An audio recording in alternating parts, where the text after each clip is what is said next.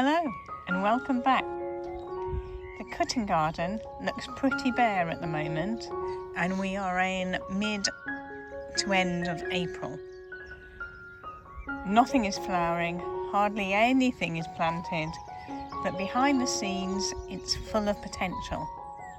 Today I'm sharing what's happening in this early season lull, the prep, the planning and the quiet work that sets everything up for a really abundant summer.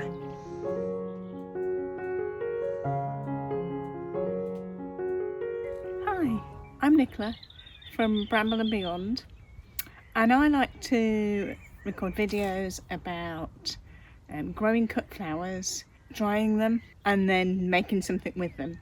So if that's the sort of thing that floats your boat, then you are definitely in the right place in this channel. Today I thought I would cover where we are in the cutting garden. It's been what feels like a very long winter, but we are making progress, and I have just spent the afternoon preparing, hopefully doing the final preparation of the cutting garden beds. And the finished result I'm really pleased with. The soil is looking really good in most areas, so that's a bonus. All of my composting and mulching seems to be doing the trick. And throughout my weeding I found one slug and one snail. It might be still too early to say how good the slug forecast will be this year, but fingers crossed it's looking better than last year. The garden beds are somewhat bare, but I have lots of seedlings ready to go in, and sporadically through the beds I have some perennials that I have been growing. These ultimately will go into another bed, but for the time being I think for this year they are going to stay, and then I'll move them into a new bed that I created, which I think I put in a video and I'll link it up here. That will all go into that bed, but that's next year. I want to make sure that bed is weed free of pernicious perennial weeds before planting any perennials in it. So the perennials that I'm really pleased about this year is the statice, which is the perennial version rather than the annual version. I got one stem of that right at the end of the season, which it looked like nothing, but this version, there is lots of new growth in it that looks like flower heads coming up already, and they should be nice fluffy or limonium stems as opposed to the normal statice. So I'm hopeful that that will work really well for me. Statice limonium dries perfectly, so from a drying perspective that's going to be a great one to have, providing it looks okay. So this is going to be this season's going to be a real teller whether that has worked. I also have some originum, so the like globe thistle. Is it a thistle? I don't know, it's like a blue pom-pom head. Again, I got nothing last year. Well, for all of the perennials that I've got growing in the beds at the moment, I only sowed them last year and none of them flowered. So if you're wanting to do something similar, bear that in mind. So the limonium, I have some Achillea Parker's variety. Normally the normal Achillea will flower first season, but the Parker's variety, which is a lovely yellow, that dries, it's supposed to dry really well, that didn't flower at all, but the plants are looking really healthy and bushy at the moment, so hopefully I'll get a good amount of flower off them this year. As I say, the sea spray, nothing there, but the plants are looking really good, so hopefully I'll get some flowers from them this year. I have some volunteer plants of curly crest that's doing well already in the season, and I've just during my weeding found a few areas where Nigella has has volunteered itself for helping me out this year. And in fact, I tend not to sow Nigella these days because they do, once you've done it once, they do readily self-sow, and they obviously find the places that they enjoy being in, so I kind of just leave them. The grouping that I've got this year is all in a big cluster, so I might prick them out and spread them out so I get potentially bigger plants and fills an area. But nevertheless, I have a good number of seedlings coming through. So all in all, the general setup of the garden, I think at the moment, coming towards the end of April, is looking pretty good. Now this bed behind me has been a bit troublesome last year. I originally had that as a perennial bed, so I had feverfew and achillea in it, and that looked fantastic the first year, and then it just became overgrown with, I think, couchgrass, thistles, standard field type weeds that we're right next to a field, so standard weeds that come in, and I just really didn't get on top of the weeding. So I decided to clear this whole bed out this year. I have both sides. I also had some raspberries at the end, which died last year as well. So the whole bed has been cleared. I've now got 2 strips of beds. Earlier in the season, I cut back the grass and the weeds that were in there, but I didn't dig or remove the weeds. So on top of that, I then covered it with cardboard. So this bed was covered in cardboard. I then ran out of cardboard. You do need an awful lot of cardboard to do no dig, as Charles Dowding describes. So this one had cardboard, that one didn't. I got a delivery of kind of fresh cow manure from my neighbour, and I thought I'd take a gamble, and my logic was that it was not, I knew it wasn't fully rotted, it was about 3 months old, he told me. So I thought, actually, you're advised not to put fresh manure on your garden beds because it's so acidic, it will kill the plants that are there. So I kind of thought, actually, if it's not properly fully rotted, then the acidic nature of the manure will kill the weeds. So that's what I was hoping for. That was my gamble.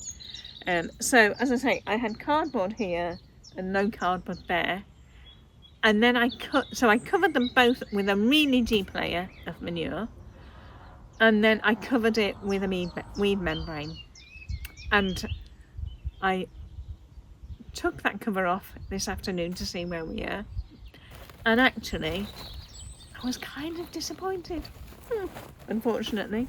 That bed, which didn't have the cardboard, has fared better. This bed had a lot of grass still growing through it. Now my thinking now, as I weeded it, is that maybe the cardboard was protecting the weed layer from the acidic nature of the manure. It's only a guess, but that one was so much better. So I'm kind of thinking maybe that's where we were. So I would have been better not putting the cardboard down, I think, and let the manure do its bit. However, that's not what I did. So we are where we are. I've weeded it out. I think I'm going to be spending more time weeding this bed this year to hopefully get on top of the weed situation. I hope. So as I say, the manure was about 3 months old. I put it in this bed beginning of March, and we're now end of April, so that is 2 months already. I am going to be planting my dahlias in here, and so and I'm not going to plant those till June, early June, I think. which is later than normal, just in case of the slugs is what I'm thinking. So that would give it 6 months of rotting down the manure, so I think that should be sufficient, and it would give a good base of nutrition for the dahlias. I have also this afternoon topped up the compost layer with, or the manure layer, with the compost that was in the greenhouse and maturing over the winter, which has worked kind of well, that compost. It never really reached high temperatures, which is what I was expecting. I was expecting it to heat the greenhouse. I can't say I noticed that it did that.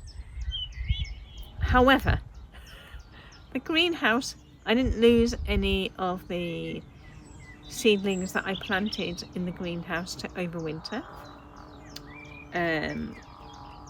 But maybe we just didn't have that cold winter. The dahlias that I have got, I have the old varieties that I have planted up. I planted those up last week. Some of them were sprouting already, some not so much. So they are doing well. I also planted or potted up my new dahlia varieties, and that would have been end of March. Whenever they got delivered, I potted them up straight away, and they're doing pretty well. I am still waiting to see whether the Cornell Bronze or the Sweet Sam produces anything. There's no sprouts yet, but everything else has taken off, or at least there are sprouts. So far 4 out of 6. Hopefully the final 2 will take off soon. But as I say, I don't plan to plant them out until June time, so there's plenty of time for them to grow. The new dahlias are going to go into the new bed that I've created, that will ultimately be my perennial bed, but they will go into that new bed this year, so that if there is any gall, it's in a bed that I don't plan on planting with dahlias in the future. So if any of those new dahlias do get gall, and fingers crossed they won't, but if they do, then hopefully they will all be contained in that new bed that won't have dahlias in the future. The hardy annuals that I have grown, which are things like larkspur, amimajus, cornflowers, to name but a few, are all ready to go out. I've been hardening them off for several weeks now, and they're just really ready to go out. So now I've got the beds ready, I can start putting in the larkspur. Most of the other plants are going in my main garden, just because I want to fill that up a bit with a bit more colour. So I've got lots of snapdragons, but they don't dry very well, so I don't want to use up my cutting bed with stuff that I can't dry. If there's any left over, I will put them in here and I can make nice fresh bouquets with them. But the plan is to add more colour into the main beds with those flowers going forward. So yes, I've got larkspur ready to go in here, so I'll start planting that sometime soon. And I'm also starting to harden off the tender annuals. They are, it's a bit of my morning and evening ritual is a bit like seed tray Tetris. It's moving things out of the greenhouse, putting things back in, moving them under and covering them up. So it keeps me busy. Officially, it is too early to plant them out. We could still get a frost yet, but it's probably unlikely. And I might start planting those out next week as well. And if there's a risk of frost, I will cover them with a bit of protection rather than keeping them in the seed trays any longer. And I've got quite a lot of new plants that I'm trying to grow this year, so I'll be interested to work out where everything is going to go. I really need to sit down and redo my plan. I have got a brief plan in here, but I need to now that I've got a fair idea of how many seedlings have survived, I need to do a better, bigger plan so I know where everything's going to go. So if you're trying to grow flowers for cutting, you're probably in a similar position as me. So if you're looking for things to do, then it's probably starting to harden off plants and prepare any beds that you're going to plant out and get rid of them. Make sure they're weed free and has got compost on them. Start planting out your hardy annuals. They can take a little bit of frost, so you're fine with that. And basically tidy and mulch everything else. So I still have quite a bit of tidying up to do with the paths, but that's a low priority in my book. Even when it looks quiet, there's a lot of quiet preparation that you can get done that will make a massive difference later on in the year. Thanks for joining me today. It might not be a showstopper right now, but this is part of the gardening that I find the most hopeful. Everything is waiting in anticipation for the new season. Let me know in the comments what you're working on in the garden right now, and do like and subscribe if you found anything of value in this video. It really helps. Until next time, happy gardening.